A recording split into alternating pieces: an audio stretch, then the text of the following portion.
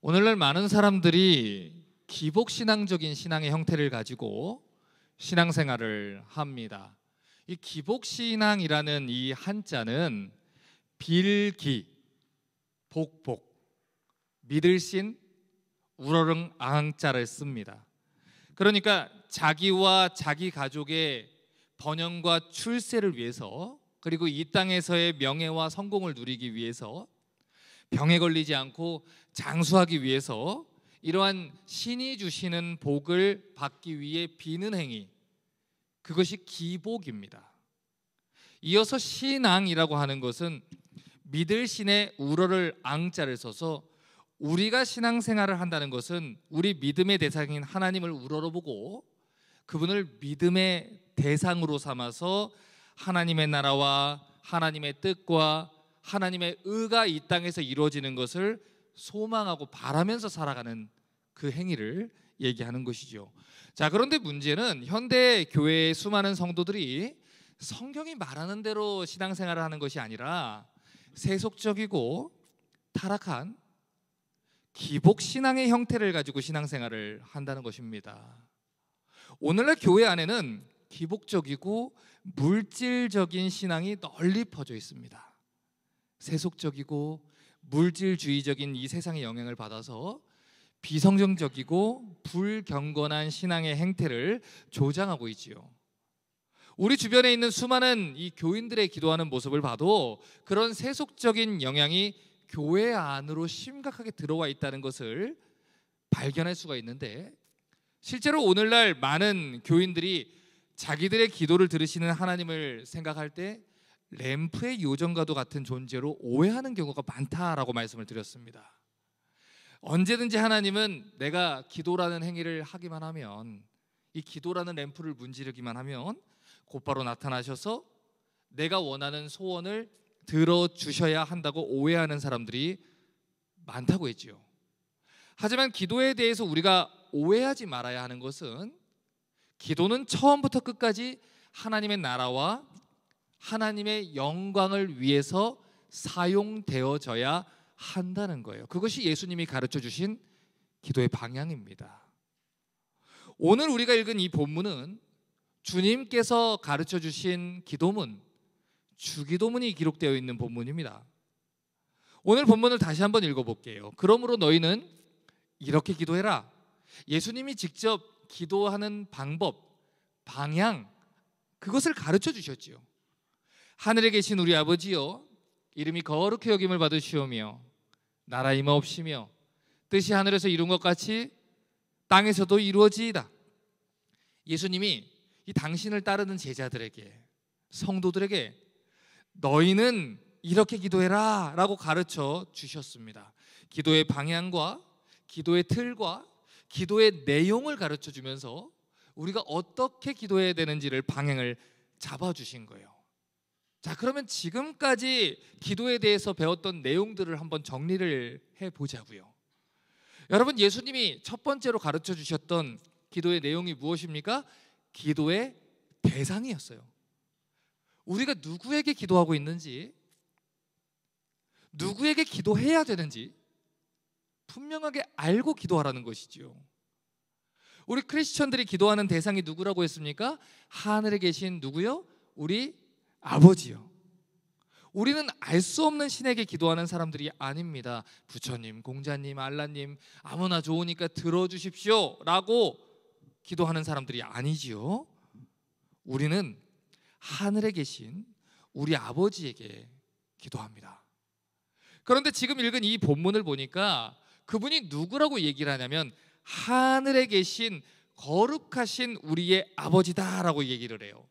이 신명기 10장 14절과 15절은 그 하늘에 계신 하나님과 우리의 관계가 어떻게 이루어졌는지 이렇게 얘기를 합니다.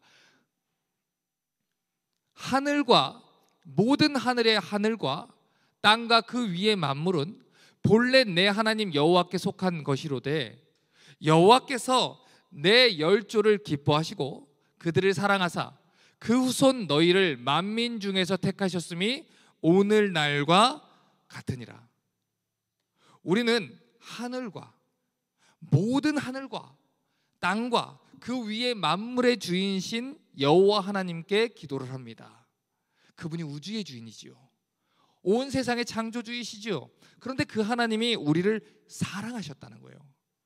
그리고 오직 만민 중에서 우리를 선택하시고 당신의 아들로 딸로 삼아주셨다는 것입니다. 그러니까 우리가 하나님께 기도를 한다는 것은 하나님과의 이런 관계성 가운데서 기도를 할 수 있는 것이고, 하나님이 우리의 기도에 응답하시는 이유는 우리가 하나님의 자녀라는 관계성 속에서만 설명이 된다는 거예요. 자, 그러면 이 세상의 창조주이시자 우주의 주인이신 그 위대한 하나님이 우리를 자녀로 삼아주신 이유는 무엇입니까? 하나님께 범죄하고 떠나간 우리를 이 땅에 인간의 육신을 입고 오셔서 죽으실 만큼 희생해서라도 우리를 자녀 삼으신 이유가 무엇이죠? 신명기 7장 7절과 8절은 이렇게 말합니다. 여호와께서 너희를 기뻐하시고 너희를 택하심은 너희가 다른 민족보다 수요가 많은 연고가 아니다. 너희는 모든 민족 중에서 가장 적으니라. 여호와께서 다만 너희를 사랑하심을 인하여 또는 너희 열조에게 하신 맹세를 지키려 하심을 인하여 자기의 권능의 손으로 너희를 인도하여 내시되 너희를 그 종 되었던 집에서 애굽 왕 바로의 손에서 속량하셨나니. 자주 말씀을 드렸지만 사랑에는 이유가 없습니다. 누군가를 우리가 사랑한다고 할 때는 사랑하기 때문에 사랑을 하는 것이지 그거 외에 다른 이유가 없지요. 하나님이 왜 우리를 선택하셨나요? 하나님이 왜 우리를 부르셨나요? 하나님이 왜 나를 위해서 죽으셨나요? 사랑하셨기 때문에. 사랑하셔서 우리를 선택했고, 사랑하셔서 우리를 자녀 삼았고, 사랑하셔서 당신의 소유된 백성으로 삼았다는 거예요. 여러분, 그렇기 때문에 이 성경은 우리가 구원받은 이유를 분명히 하라고 얘기를 합니다. 우리가 잘해서 선택을 받은 게 아니에요. 능력이 뛰어나서 선택을 받은 게 아닙니다. 제가 잘하겠는데 해서 차출된 게 아니지요. 여전히 우리는 하나님과의 원수로 행하며 살았습니다. 여전히 우리는 오늘도 불의를 저지르고 이 자리에 왔습니다. 그럼에도 불구하고 하나님은 우리를 사랑하셨고 자녀 삼아 주셨고 은혜로 품어주셨기 때문에 당신의 아들이신 예수 그리스도를 이 땅에 보내셔서 우리를 자녀 삼아 주셨다는 것이죠. 호세아 11장 7절과 8절을 보면 우리가 하나님의 사랑을 입고 계속해서 하나님께 기도할 수 있는 근거에 대해서 이렇게 얘기해 줬습니다. 내 백성이 결심하고 내게서 물러나나니 비록 저희를 불러 위에 계신 자에게로 돌아오라 할지라도 일어나는 자가 하나도 없도다. 에브라임이여, 내가 어찌 너를 놓겠느냐? 이스라엘이여, 내가 어찌 너를 버리겠느냐? 내가 어찌 너를 아드마같이 놓겠느냐? 어찌 너를 스보임같이 두겠느냐? 내 마음이 내 속에서 돌아서 나의 긍휼이 온전히 불붙듯 하도다. 여러분, 이스라엘에게는 12지파가 있습니다. 그러면 하나님께서 유다여 내가 어찌 너를 놓겠느냐 하는 것이 이치에 맞죠. 하나님이 선택한 지파는 유다 지파, 다윗의 자손 아닙니까? 그런데 왜 하나님이 이스라엘이여 내가 어찌 너를 버리겠느냐, 이건 이해가 되는데 에브라임이여 어찌 놓겠느냐라고 에브라임을 찍었냐는 거예요. 여러분, 사사시대의 역사를 잘 보십시오. 에브라임은 왕 대신 하나님을 버리고 열국과 같이 왕을 세우십시오, 내 소견에 오른 대로 행하겠습니다 라고 하는 대표적인 지파입니다. 다시 말해서 하나님이 에브라임이라는 말을 꺼내서 긍휼을 외치실 때는 하나님께 가장 추악하고 더러운 죄를 지은 그때 그 상황을 염두에 두고 얘기를 하는 거예요.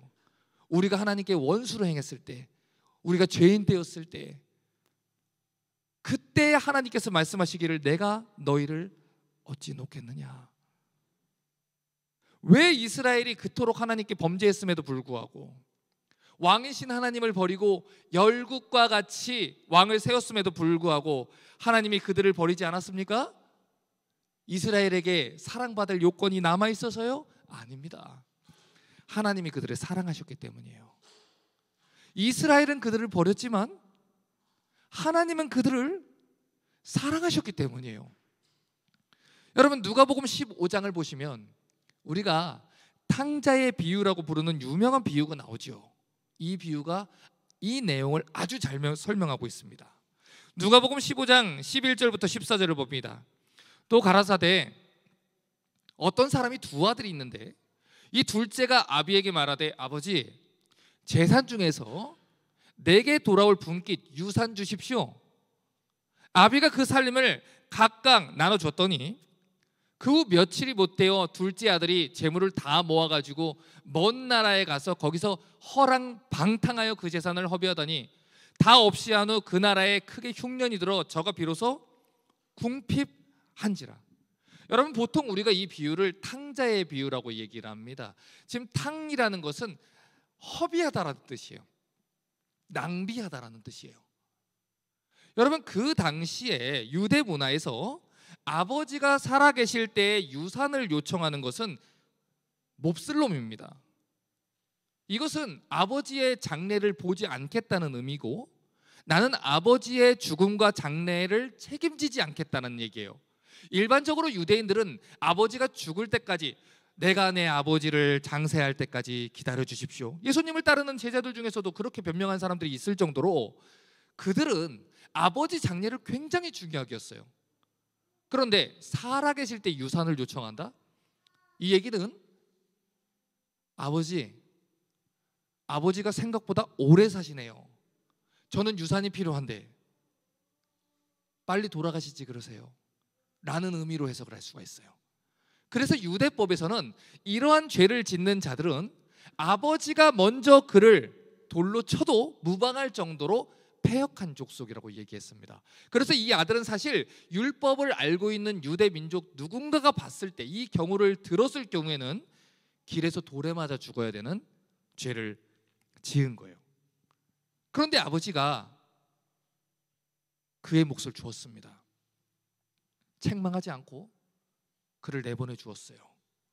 그런데 그 아들이 술을 마시고 도박을 하고 온갖 죄악된 곳에 창기들과 더불어 그 모든 재산을, 유산을 낭비하다가 탕진해 버렸어요.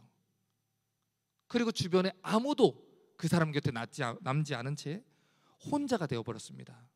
그래서 누가복음 15장 15절과 16절을 보면 가서 그 나라 백성 중 하나에게 붙여 사니 그가 저를 들로 보내어 돼지를 치게 했는데 저가 돼지 먹는 쥐염 열매로 배를 채우고자 하되 주는 자가 없는지라 라고 얘기합니다.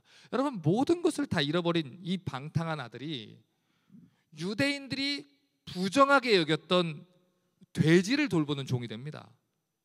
그 당시 가장 천한 종이 하는 그 일을 비참하게 하고 있었다는 거예요. 왜 그랬을까요? 누구도 그를 불쌍하게 여기지 않았기 때문이에요. 심지어 돼지들이 먹는 먹이조차 먹지 못합니다. 돼지만도 못하다는 것이죠. 여러분, 그런데 지금 이 비유에서 한 가지 주목해서 봐야 되는 표현이 있어요. 그 나라 백성 중 하나에게 붙어 사니 라는 표현입니다. 여러분, 일부러 성경은 그 나라라는 말을 쓰고 있어요. 여러분, 이 사람은 원래 이 나라에 있으면 안 돼요. 이 아들은 아버지의 나라에 있어야 되는 것이지요. 아버지가 있는 나라, 아버지와 함께 숨쉬던 나라, 그곳에 있었어야 돼요. 그런데 그의 아버지의 나라가 아닌 이방인의 나라로 간 것입니다. 그곳에 가서 비참한 운명에 처하게 된 것이죠. 물론 처음에는 좋았겠지요. 자기 인생에 즐거운 일이 펼쳐졌을 거라 기대했겠지요. 자기 인생의 주인이 되었고 그것을 누릴 수 있는 돈과 세력도 있다고 생각을 했겠지요.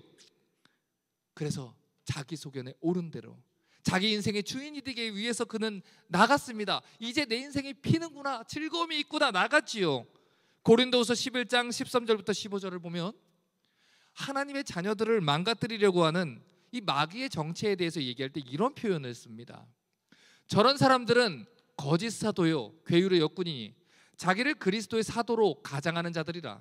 이것이 이상한 일이 아니라 사단도 자기를 광명의 천사로 가장하나니 그러므로 사단의 일꾼들도 자기를 의의 일꾼으로 가장하는 게 또한 큰일이 아니라 저희의 결국은 그 행위대로 되리라. 마귀는 난 마귀입니다 이렇게 나타나지 않아요. 광명의 천사로 가장해서 나타나요. 나를 위하는 것처럼, 나를 사랑하는 것처럼, 그곳에 진짜 행복이 있는 것처럼 다른 나라로 우리를 보내는 데 목적이 있는 것이지요. 하늘 아버지의 다스림이 우리의 자유를 제한하는 것처럼 열국과 같이 하늘 아버지를 떠나서 하나님을 왕위 위에서 끌어내리면 행복하게 살 수 있는 것처럼 어떻게든 우리를 하나님 아버지의 품 안에서 떼어놓으려고 합니다. 그래서 마귀는 우리를 위하는 것처럼 우리에게 찾아와요. 우리가 하늘 아버지의 선택을 받아서 하나님 자녀로 살아가는 것이 마치 우리를 옥죄고 답답한 인생으로 살게 만드는 것처럼 우리에게 거짓말을 합니다. 또 마귀는 세상으로 나가야만 우리에게 행복한 일들이 벌어질 거라고 우리를 속여요. 그래서 때때로 주변 사람들을 통해서 우리를 속여왔고요, 거짓의 사도, 마귀의 종들인 가짜 사도들, 가짜 교역자들, 가짜 설교자들, 가짜 목사들, 이 복음을 가짜로 전하는 거짓 교사들을 통해서 우리를 속여왔다는 거예요. 그렇게 마귀는 이 기복주의 신앙을 교회 안에 심는데 성공을 했습니다. 성도들이 하나님 나라와 하나님 뜻을 추구하면서 사는 게 아니라 나의 나라와 나의 뜻을 이루면서 사는 게 훨씬 더 의미 있는 삶처럼 속여왔어요. 오늘날 수많은 거짓 교사들이 자기가 섬기는 이 마귀의 뜻을 쫓아서 성도들에게 거짓말합니다. 그들의 이야기는 언제나 합리적으로 들려요. 하나님이 우리 아버지가 아닙니까? 아니, 세상에 어느 아버지가 자녀들이 가난하게 살기를 원하겠어요? 아니, 세상에 어느 아버지가 자녀들 어깨에 십자가 같은 큰 무게가 지는 걸 원하겠어요? 세상에 어느 아버지가 아프고 굶고 힘들게 사는 것을 원하겠어요? 우리 하늘아버지도 이 땅에서 우리가 잘 되고 경건하고 건강하고 부유하게 살기를 원합니다. 그들은 그럴싸한 거짓말로 성도들을 속였습니다.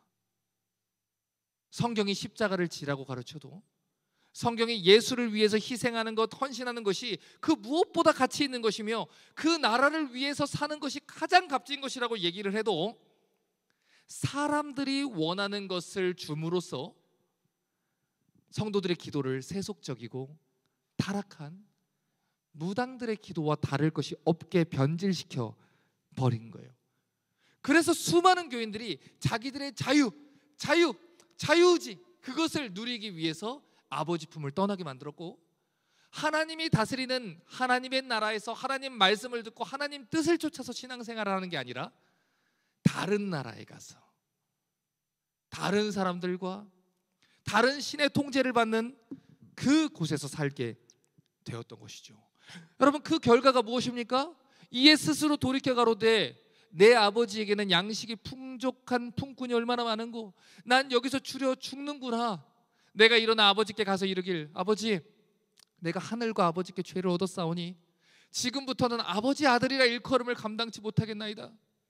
나를 품꾼의 하나로 보소서 하리라 하고 이에 일어나서 아버지께로 돌아가니라. 아직도 산거 거리가 먼데 아버지가 저를 보고 측은히 달려가 목을 안고 입을 맞추니 아들이 가로되, 아버지, 내가 하늘과 아버지께 죄를 얻었사오니 지금부터는 아버지의 아들이라 일컬음을 감당치 못하겠나이다 하나 아버지는 종들에게 이르되 제일 좋은 옷을 내어다가 입히고 손에 가락지를 끼우고 발에 신을 신기라. 그리고 살찐 송아지를 끌어다가 잡으라. 우리가 먹고 즐기자. 이 내 아들은 죽었다가 다시 살아났으며 내가 잃었다가 다시 얻었노라 하니 저희가 즐거워하더라. 이 방탕한 아들은 아버지 나라를 떠나고 난 뒤에야 깨달았어요. 비참한 운명에 처하고 나서야 비로소 자기가 있어야 할 곳을 알게 됐어요.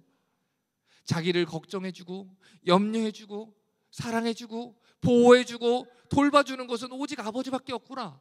아버지가 계신 그 나라밖에 없구나. 그것을 이제 알게 되는 것이죠. 그래서 그 아들이 아버지께 돌아가려고 결심을 했어요. 아버지 나라로 돌아가야만 살 수 있구나 깨닫고 비참하고 깨진 상태로 돌아가게 된 것이지요.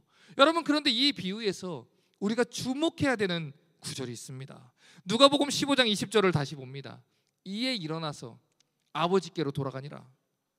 아직도 상거가 뭔데 아버지가 저를 보고 측은히 여기어 달려가 목을 안고 입을 맞추니. 여러분, 성경을 보실 때는 동사가 굉장히 중요합니다.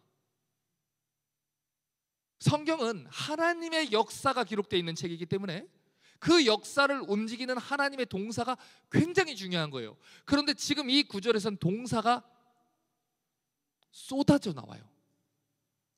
여러분 보십시오. 아직도 상거가 멀어요. 거리가 멀어요. 잘 보이지도 않을 정도로 멀어요. 그런데 아버지가 저를 어떻게 했다고요? 보았다라 그래요. 여러분, 아버지가 봤습니까? 아들이 봤습니까? 아버지가 봤다는 거예요. 아버지가 그 언덕에서 아들이 오기만을 보고 있었다는 거예요. 여러분, 누구나 관심 있는 게 보이는 거예요. 여러분, 제가 길치입니다. 동네에서 걸어 다니는데 여보, 밴쿠버 아메리카 생겼다. 3년 전부터 있었어. 5년 전부터 있었어. 그게 지금 7년이 되었어요. 근데 갈 때마다 밴쿠버라면 생겼다. 관심이 없으니까요. 그런데 제가 관심 있는 부분에 대해서는 정확하게 알죠. 여러분, 누가 먼저 봤다고요? 아버지가 봤다고요. 왜요?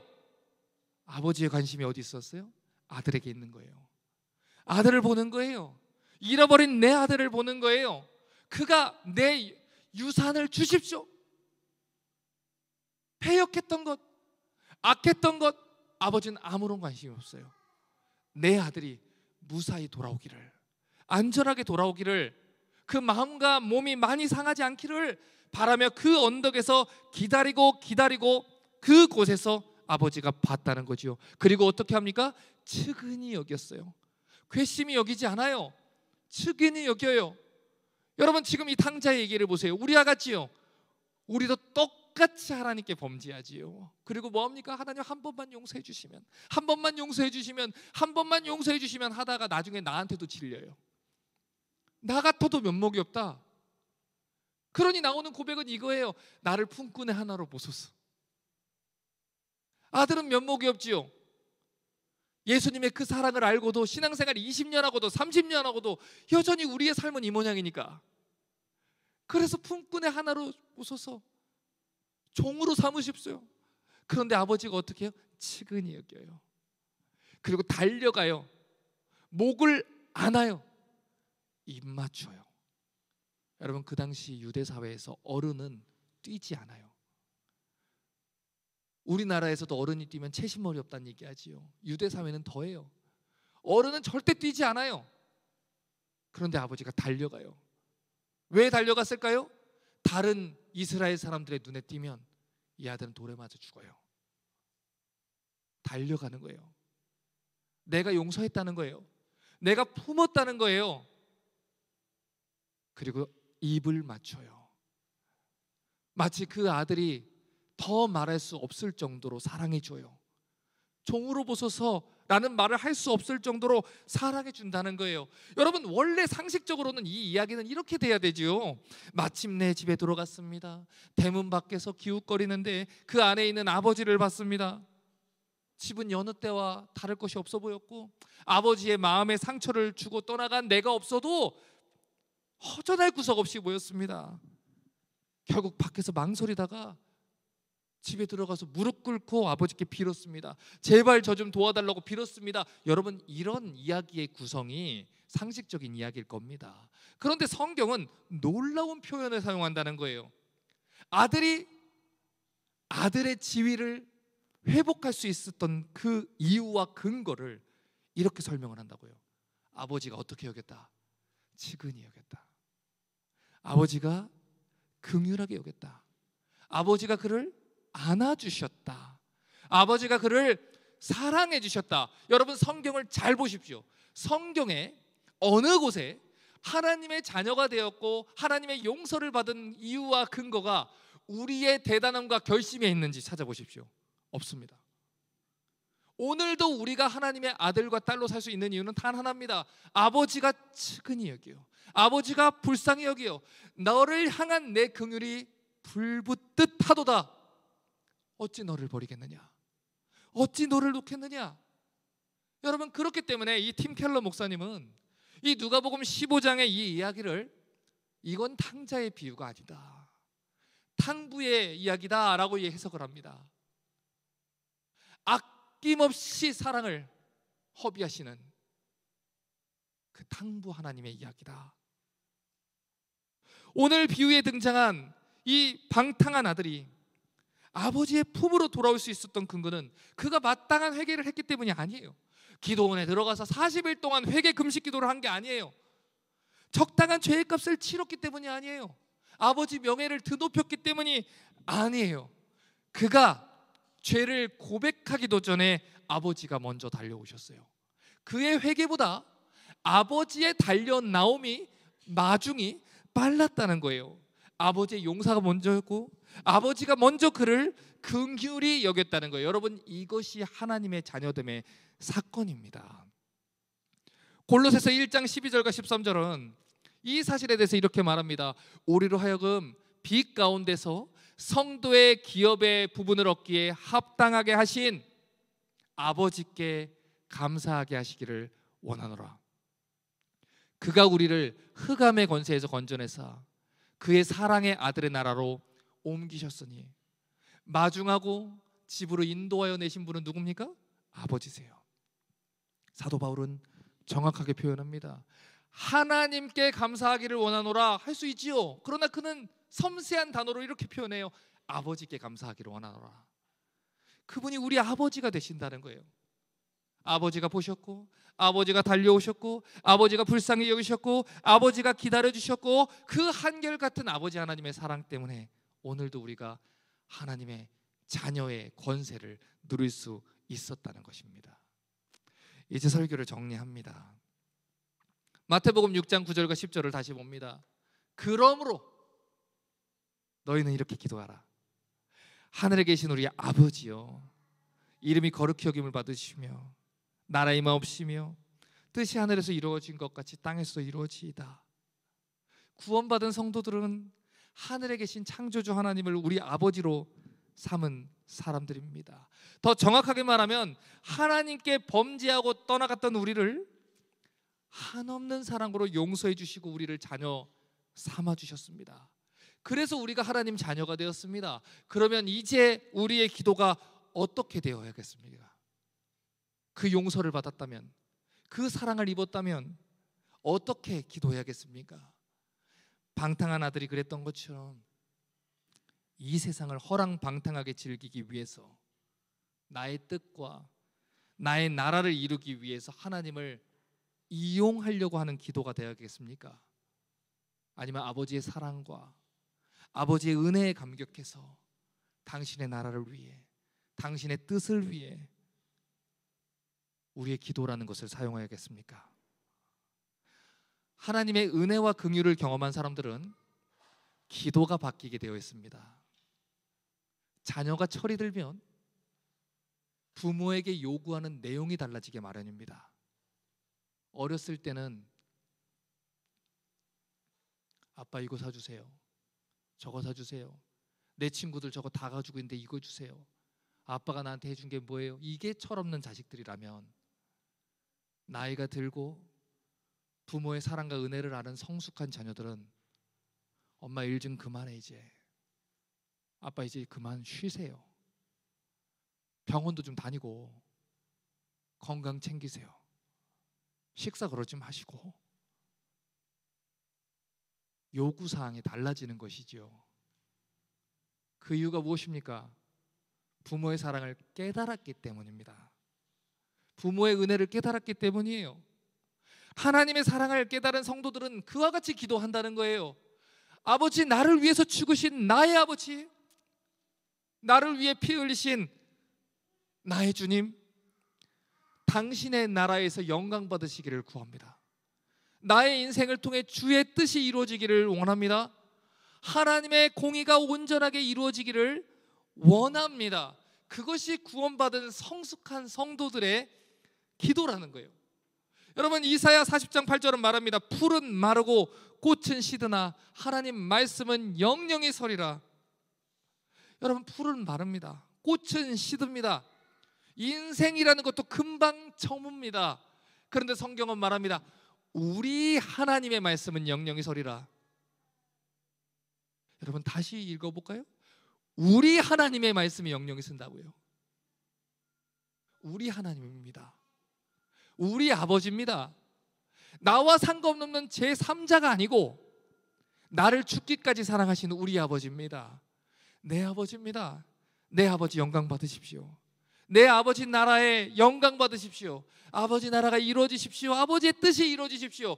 구원받은 하나님의 성도들의 관심은 오직 그곳에 있다는 거예요. 전도서 12장 7절과 8절은 말합니다. 흙은 여전히 땅으로 돌아가고 신은 그 주신 하나님께 돌아가기 전에 기억하라. 전도자가 가로되 헛되고 헛되도다. 모든 것이 헛되도다.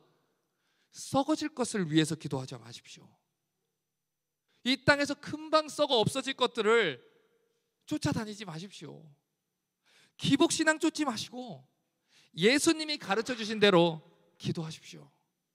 성도의 소원은 나를 위해 죽으신 아버지의 나라에 있습니다. 성도의 소원은 나를 사랑하신 완전하신 하나님의 뜻이 올바르게 서는 데 있습니다. 그것을 구하는 것이 기도이고 그것을 구하는 사람들이 하나님의 자녀입니다.